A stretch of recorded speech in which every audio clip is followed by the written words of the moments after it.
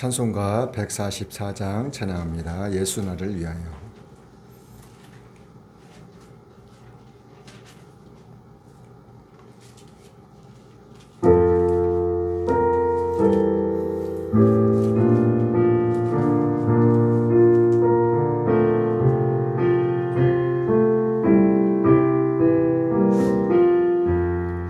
예수 나를 위하여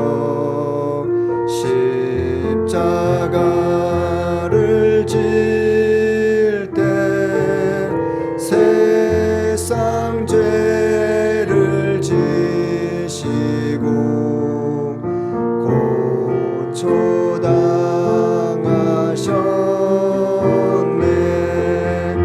예수여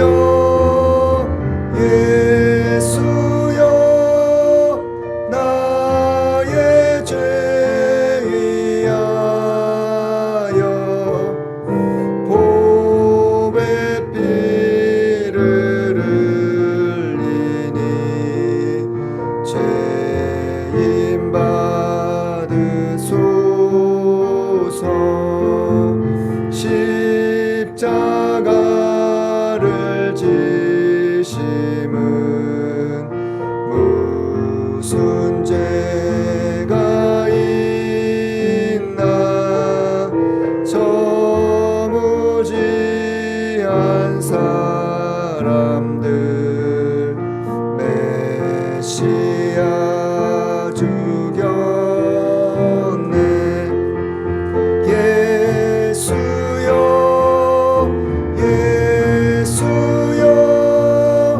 나의 죄 위하여 보배 피를 흘리니 죄인 받으소서.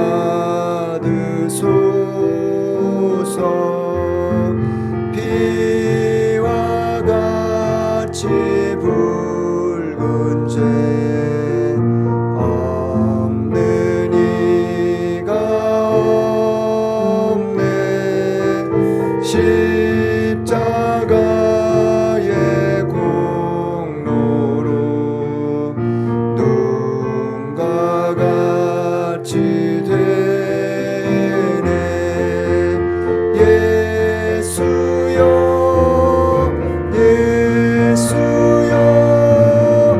나의 죄 위하여 보배 피를 흘리니 죄인 받으소서.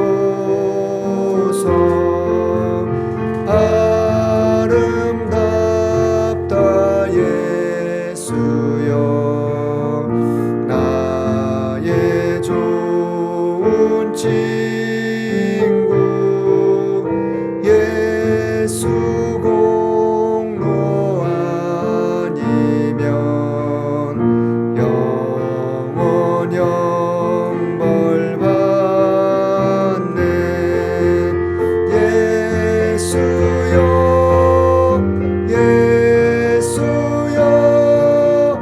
나의 죄 위하여 보배 피를 흘리니 죄인 받으소서.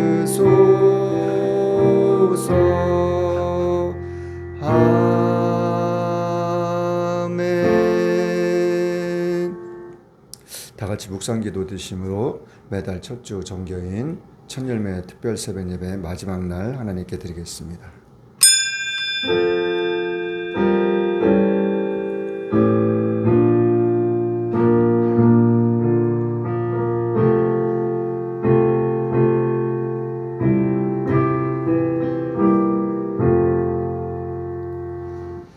사랑하는 자여, 내 영혼이 잘된 같이 내가 범사에 잘되고 강건하기를 내가 간구하노라. 전능하사 천지를 만드신 하나님 아버지를 내가 믿사오며 그 외아들 우리 주 예수 그리스도를 믿사오니 이는 성령으로 잉태하사 동정녀 마리아에게 나시고 본디어 빌라도에게 고난을 받으사 십자가에 못 박혀 죽으시고 장사한 지 사흘 만에 죽은 자 가운데서 다시 살아나시며 하늘에 오르사 전능하신 하나님 우편에 앉아 계시다가 저리로서 산자와 죽은 자를 심판하러 오시리라. 성령을 믿사오며 거룩한 공회와 성도가 서로 교통하는 것과 죄를 사하여 주시는 것과 몸이 다시 사는 것과 영원히 사는 것을 믿사옵나이다. 아멘.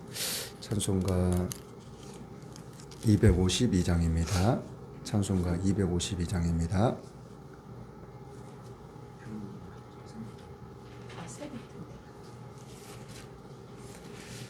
찬송가 252장 기쁜 소리 들리니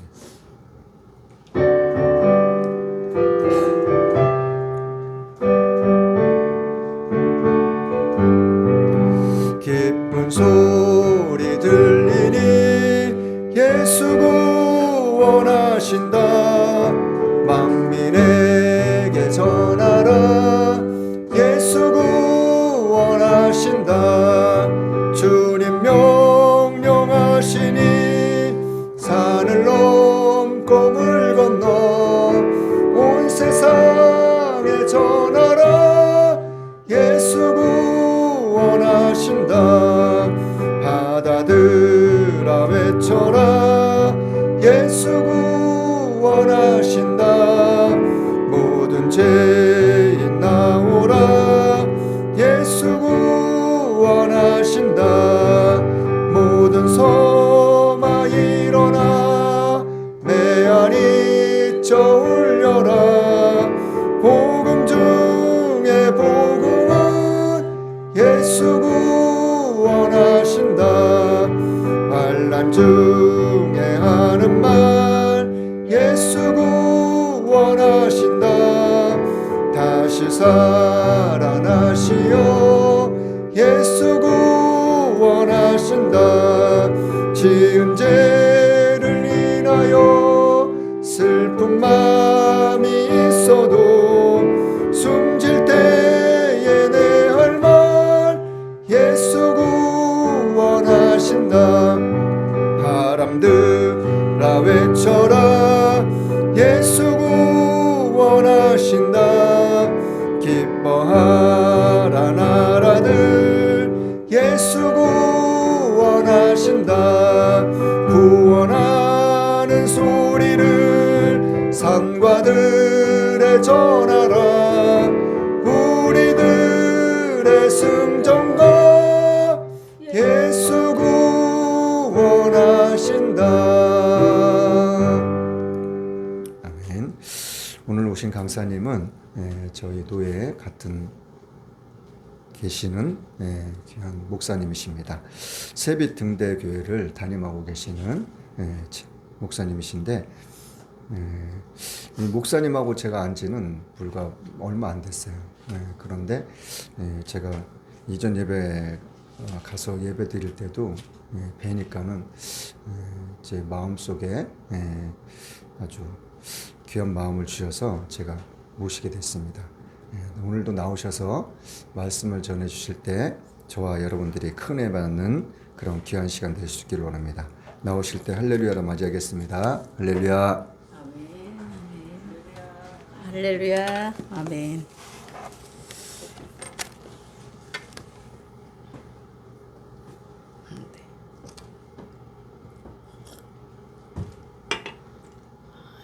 조금.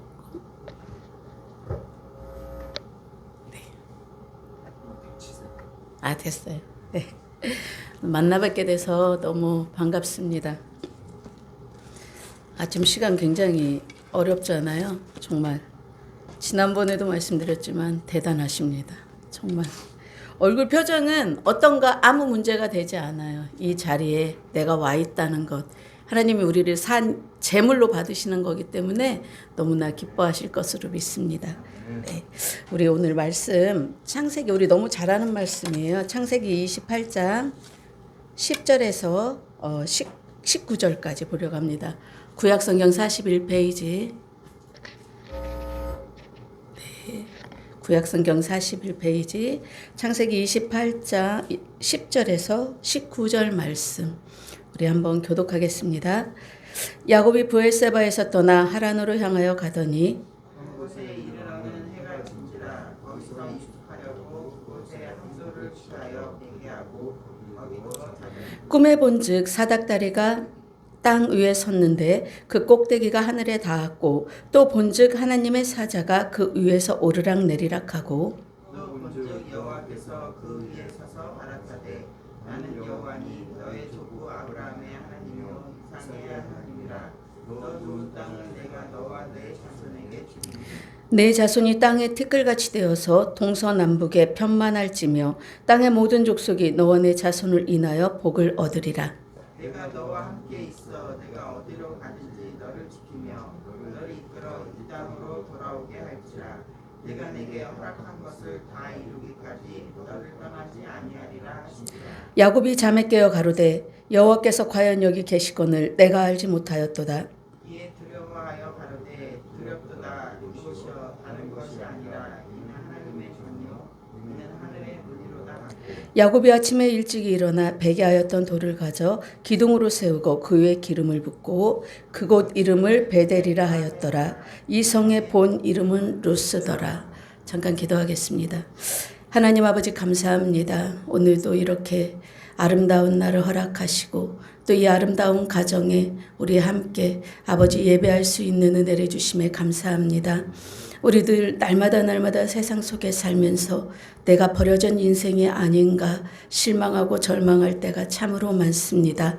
그러나 오늘 아버지를 만나며 정말 우리의 모든 인생을 책임져 주시는 하나님을 잊지 않고 기억하며 그분을 신뢰하며 지금 이 순간도 나와 함께 하시는 하나님, 내게 허락한 모든 것을 이루기까지 나를 떠나지 아니하시겠다고 약속하시는 그 하나님의 음성을 듣길 원합니다.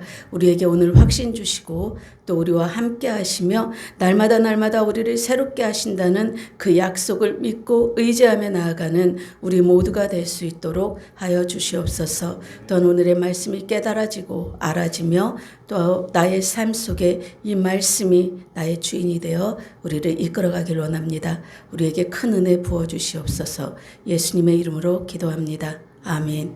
네. 이 창세기 28장 이 말씀은 우리가 너무 좋아하는 말씀입니다. 예, 우리가 알듯이 이 창세기는 11장까지는 원 역사라고 하고 12장부터 50장까지는 족장의 역사라고 하죠. 이 나머지 이 족장의 4명의 가장 대표적인 족장에 나옵니다. 우리가 잘 아는 아브라함, 이삭, 오늘의 야곱, 그리고 또 뒤에 이어지는 요셉입니다. 저는 이 창세기를 보면서 그런 생각이 들더라고요.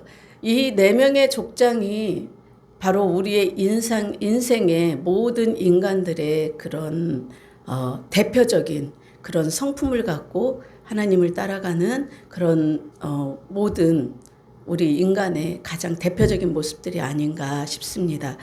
본문 들어가기 전에 생각해 보면 아브라함은 우리가 알듯이 늦게 하나님의 부름을 받고 가나안으로 이동하면서 하란 땅에 머물다 다시 가나안 땅에 오게 되죠. 그래서 그를 통해서 너가 복의 근원이 되겠다, 근원을 되겠다 하는 그런 말씀을 하나님이 하셨죠. 그리고 그 자녀에게도 계속 이어지는데 이삭 같은 경우에는 생각해 보면 어찌 보면 모태신앙이죠. 모태신앙이잖아요. 그래서 하나님이 택하시고 또 그에게 어찌 보면 다른 족장들보다는 굉장히 비교적 순탄한 거죠. 순탄한 게 아니라 비교적 순탄한 그런 삶을 살게 됩니다.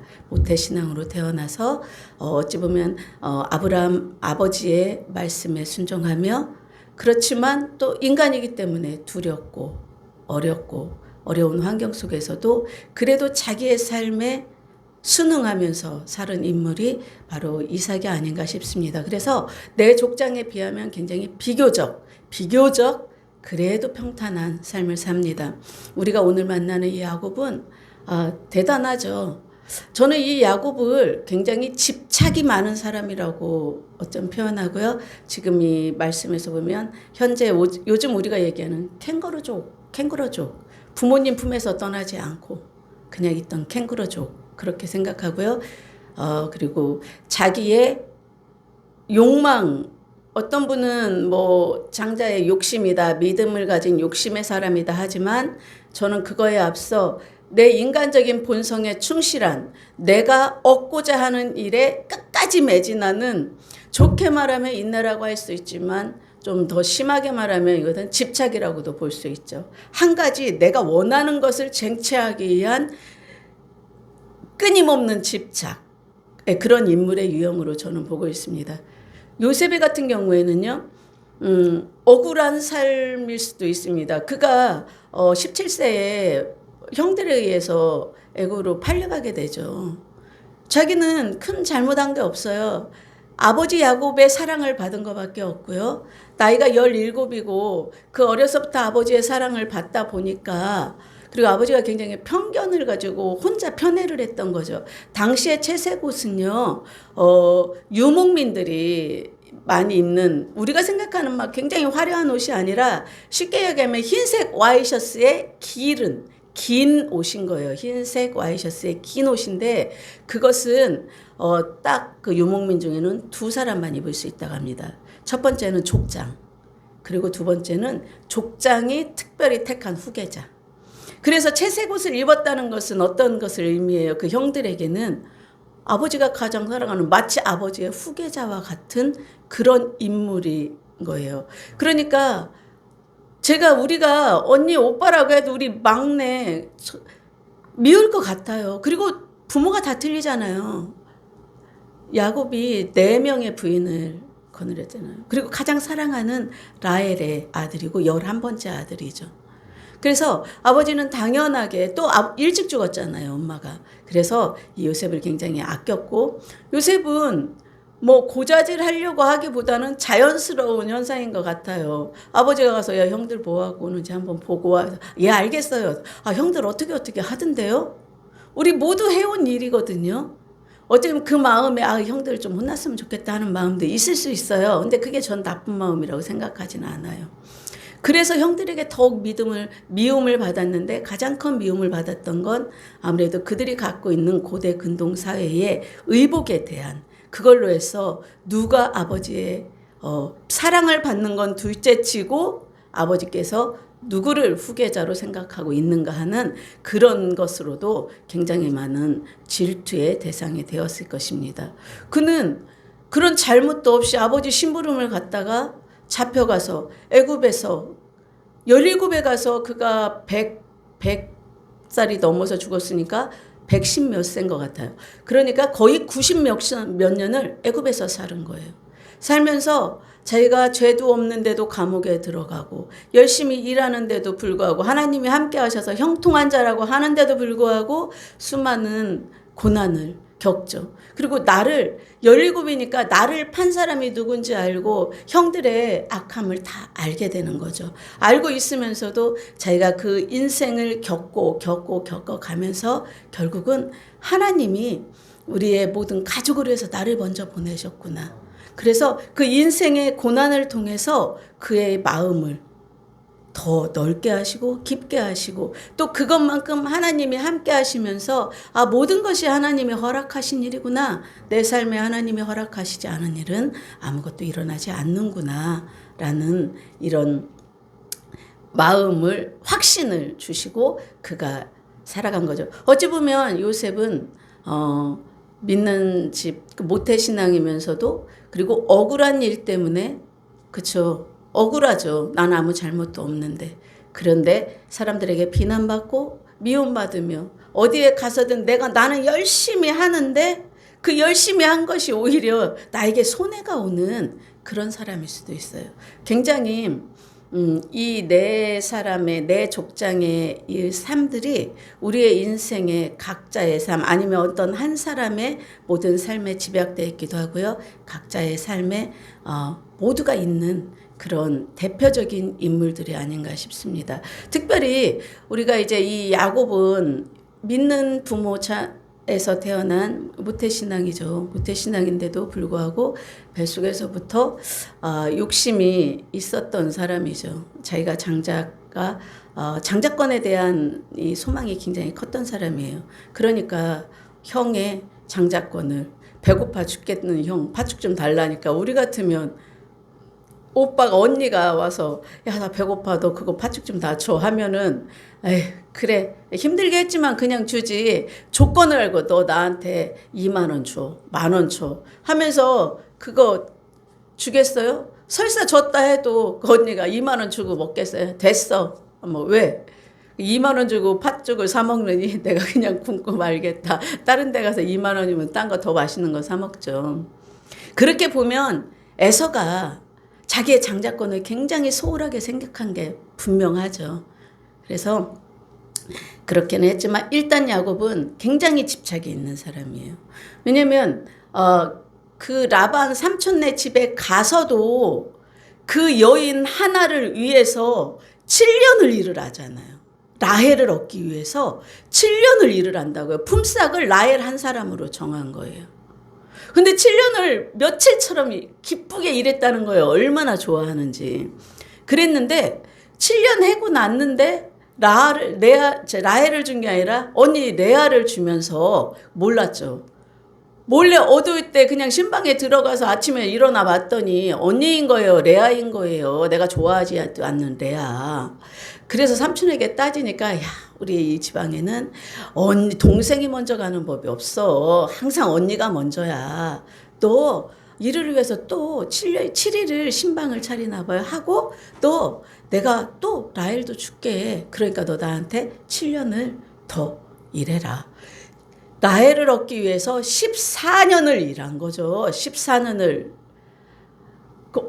그거는 사랑도 사랑이지만 엄청난 집착 아니에요? 그 돈을 받은 것도 아니고요. 돈에 그 몫으로 라헬 하나를 위해서 14년을. 굉장히 집념 있는 남자 아닌가요? 대단한 사람이에요. 만약에 라헬이 이 야곱을 싫어했으면 어떨까요? 우리가 라헬이 좋아했는지 안 좋아했는지 성경은 말하지 않아서 잘 모르겠습니다. 근데 만약에 물론 부모가 정해주는 곳에 결혼을 해야 되는 당시의 관습으로 생각하면 당연한 걸 수도 있지만 우리가 지금 현재를 생각해 보면 굉장히 좀 질리는 그런 남자 아니에요? 그럴 것 같지 않아요? 예, 그런 인물이 바로 이 야곱이죠. 야곱이 장막을 부모님의 집을 떠난 게 성경을 쭉 가서 나이 계산을 해보면 약 77세라고 성경은 얘기해요. 나이로 계산을 하면 77세를 지금 우리의 나이로 생각하지 마시고 이 야곱 145세에 사망을 하면 거의 반 우리로 생각하면 100세로 생각하면 50인 때죠. 50대에 지금으로 따진다면 그래요. 나이를 기준으로 했을 때 이제 부모님과 함께 살다가 어쩔 수 없는 상황에 의해서 도망하게 되는 거죠. 왜? 거짓말하잖아요.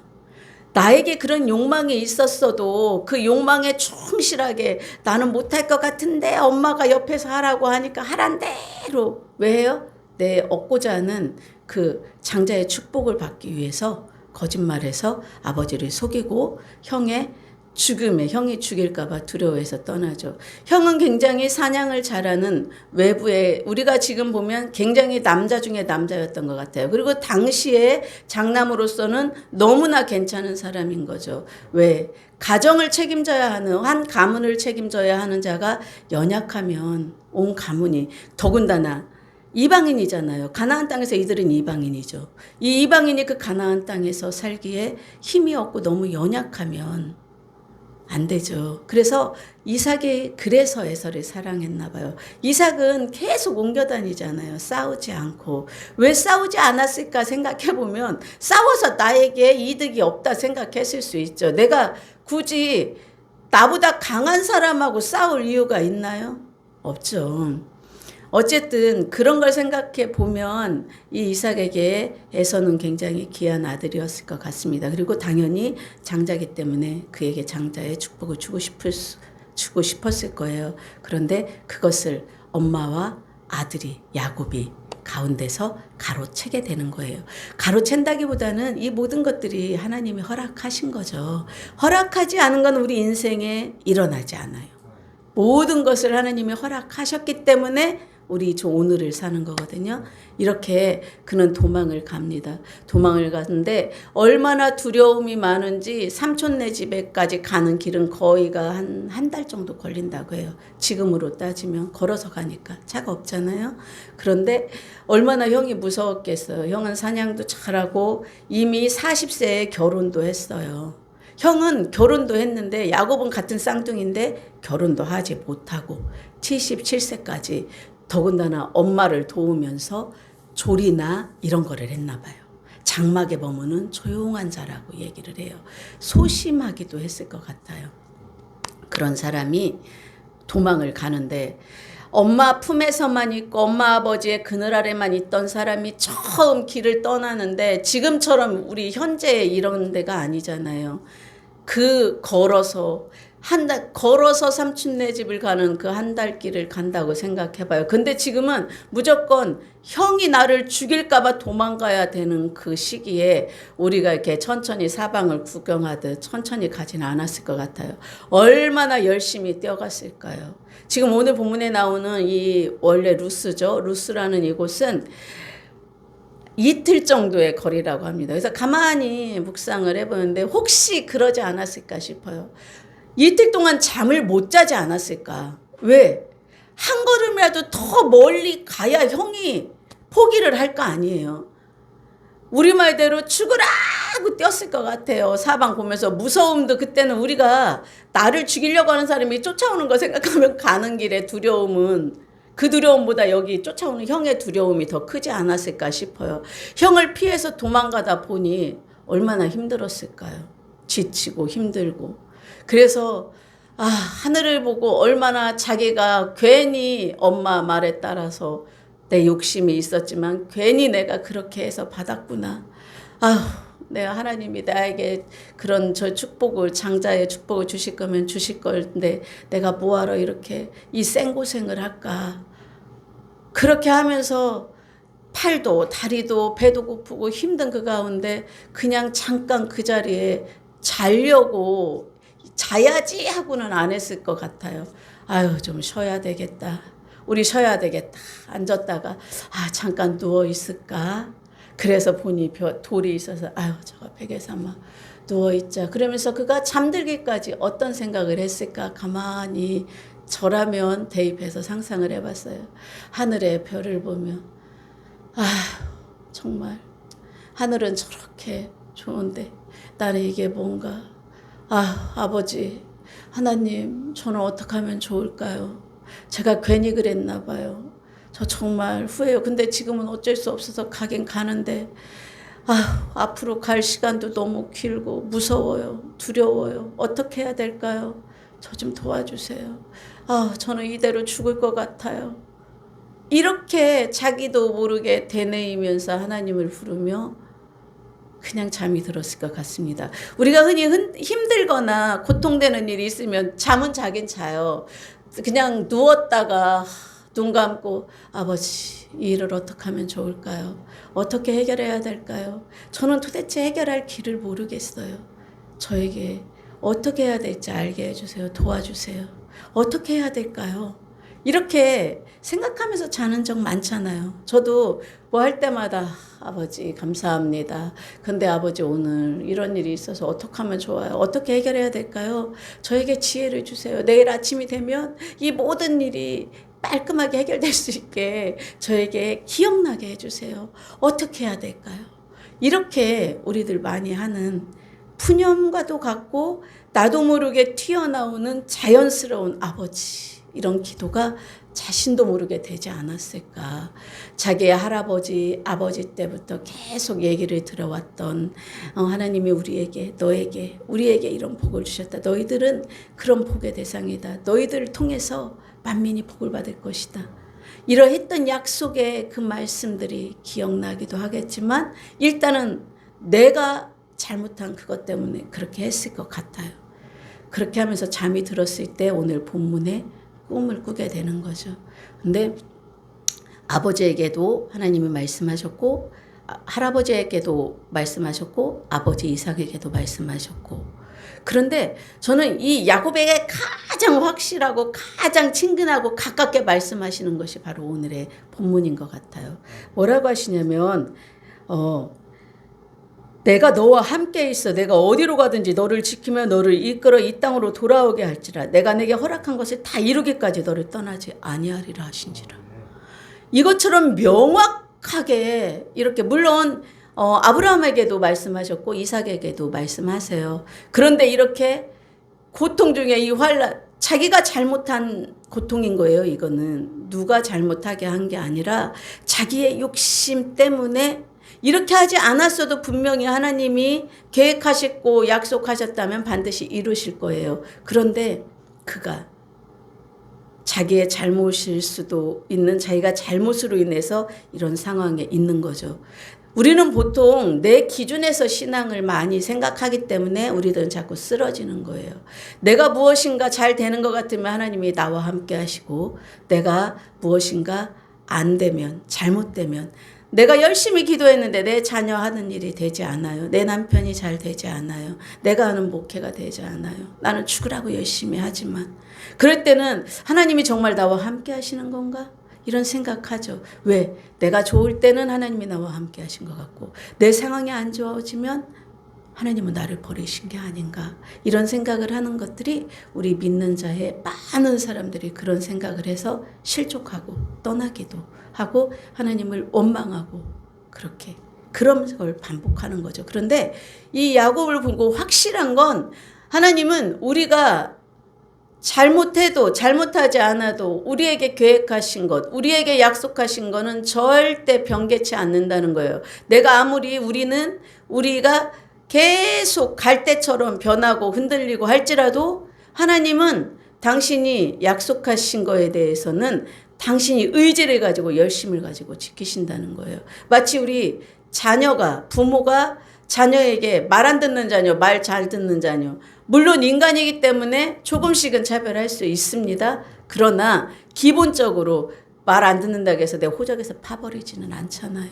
그게 기본적인 우리 부모님의 마음이에요. 그리고 잘못하면 야단은 쳐요. 치지만 그 마음은 너무 속에 내가 무엇을 저희한테 잘못했나?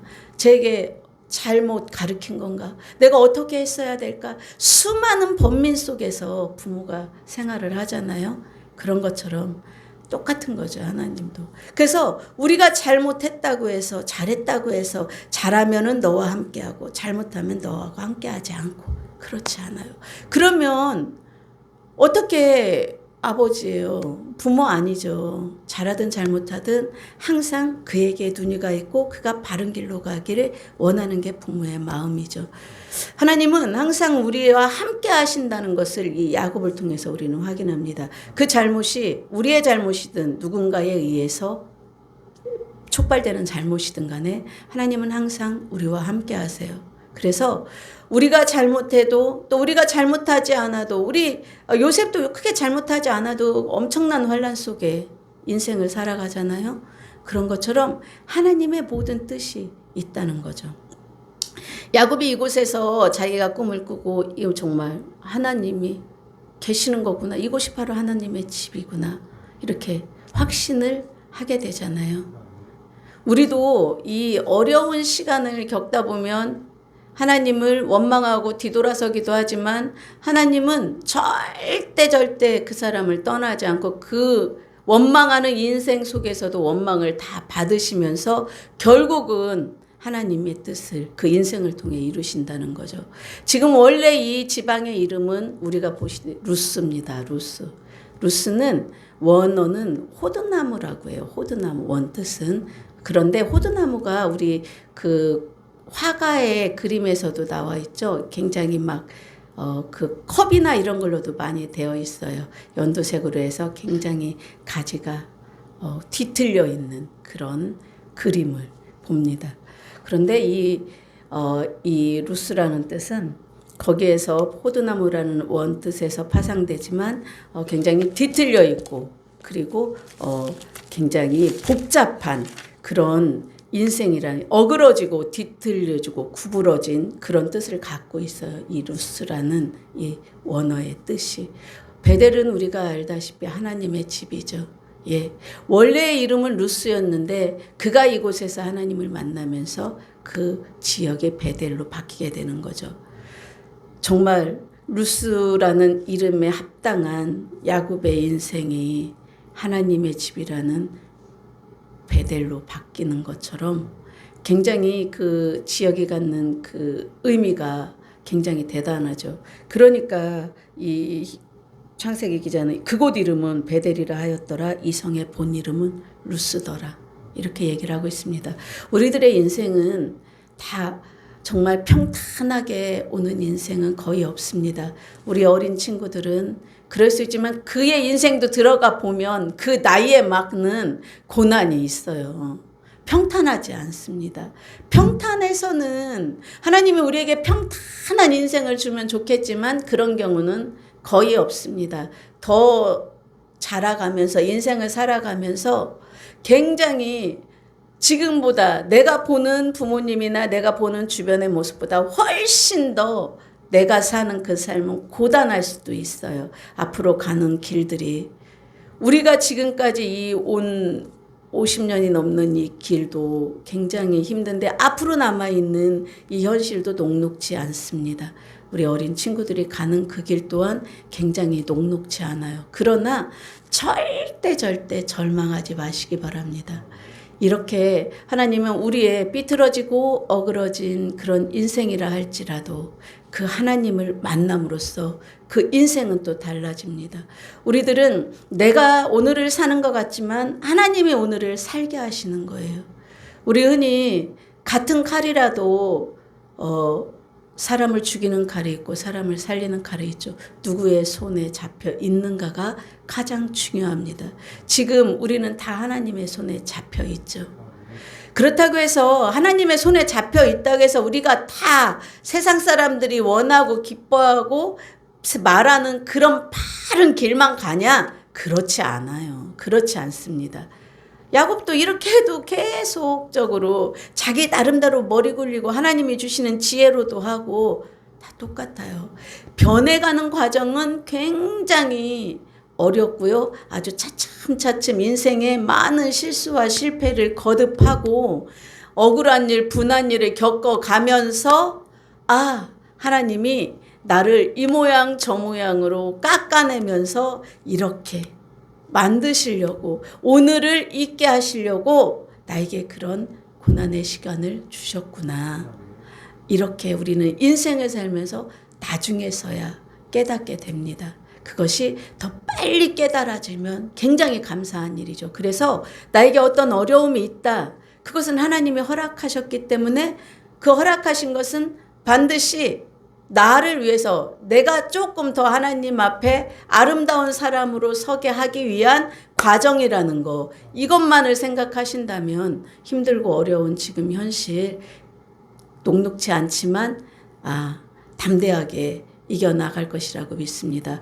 우리 모두가 루스 같은 인생을 살지만 결국은 하나님의 집이죠. 하나님이 잡은 이상은 하나님은 당신의 집을 세워가실 겁니다. 아름다운 보석들로 채워가면서 더욱 더 아름답고 빛나게 우리의 인생 한 사람 한 사람을 다 아름답게 만들어 가실 테니까 우리들 그것을 의지해서 오늘 내가 비록 하나님 앞에 기쁜 모습이 아닐 수도 있습니다. 그러나 포기하면은 멈춰지는 거고요. 그럴지라도 다시 일어나서 걸으면 한 걸음 더 걷게 됩니다. 힘들고 어렵지만 또다시 용기를 가지고 한번 기쁨으로 또 하나님을 의지하면서 살아가는 우리가 되길 간절히 원합니다. 기도하겠습니다. 하나님 아버지 감사합니다. 정말 우리의 뒤틀려진 인생들, 구부러지고 잘멋대로인 인생들을 아버지 부르시고 아버지가 기뻐하시는 하나님의 자녀다운 그런 집으로 하나님이 아름답게 짓고 각 방마다 아버지 아름다운 보석으로 채우신다고 아버지는 우리에게 약속하셨습니다. 우리들 삶이 힘들다 보면 그 약속이 간데 없어지고 원망과 분노만 살아납니다. 그러나 아버지 오늘 말씀을 의지하여 우리는 다시 한번 걸을 것입니다. 아버지께서는 우리를 절대 버리지 아니하시고 또 우리와 언제나 함께 하시며 날마다 날마다 우리의 하루하루를 불꽃 같은 눈동자로 보고 지키고 인도하신다는 것을 믿기 때문입니다. 우리 오늘도 또 이 한 주, 한 달도 아버지 앞에 나아가기를 원합니다. 아버지, 우리 포기하지 아니하고 한 걸음 한 걸음 나아가게 하시고 어떤 화나고 분노가 올라오는 억울함과 원망 속에서도 원망과 억울함을 뒤로하고 오직 아버지만을 바라보며 나가게 하옵소서. 사람은 항상 우리에게 실망을 주지만 하나님은 절대 우리에게 아버지 실망을 주지 않음을 믿고 오직 아버지만 신뢰하며 나아가는 우리 모두가 될 수 있도록 우리의 모든 인생을 잡아주시옵소서. 오늘도 함께하여 주시는 애 감사하며 우리 주 예수님의 이름으로 기도합니다. 아멘. 우리 찬송가 한 곡 하겠습니다. 내 갈 길 멀고 밤은 깊은데 이걸로 해도 되나요? 예.